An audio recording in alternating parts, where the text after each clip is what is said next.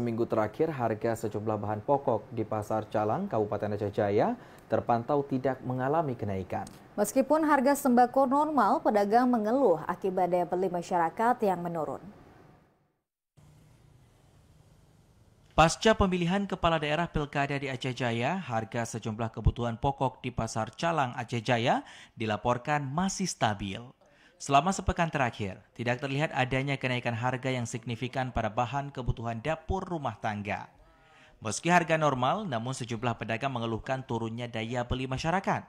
Kondisi ini membuat aktivitas jual beli di pasar terasa lebih sepi dibandingkan biasanya. Stok berbagai komoditas pangan di pasar tercukupi seperti cabai merah, bawang, telur, minyak goreng, beras, dan sejumlah barang lainnya. Salah seorang pedagang, Taufik, mengatakan saat ini bawang merah dan bawang putih dijual Rp45.000 per kilogram. Cabai merah Rp35.000 per kilogram, sementara untuk beras masih dijual antara Rp200.000 hingga Rp250.000 per sak dan gula pasir dijual dengan harga Rp19.000 per kilogram.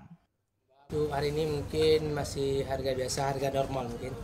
Untuk hari ini nggak ada peningkatan. Harga hari ini kayak misalkan bawang merah 45, bawang putihnya 45 juga. Mungkin kayak harga cabai 30, harga jualnya tomat 22.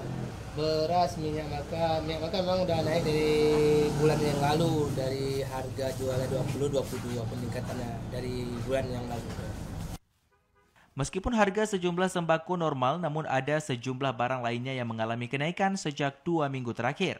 Seperti telur ayam dari Rp48.000 menjadi Rp52.000 per papannya, minyak goreng dari Rp18.000 menjadi Rp22.000 per kilogram, dan pedagang berharap daya beli masyarakat dapat kembali pulih agar aktivitas ekonomi di pasar bisa berjalan lebih lancar seperti sebelum pilkada.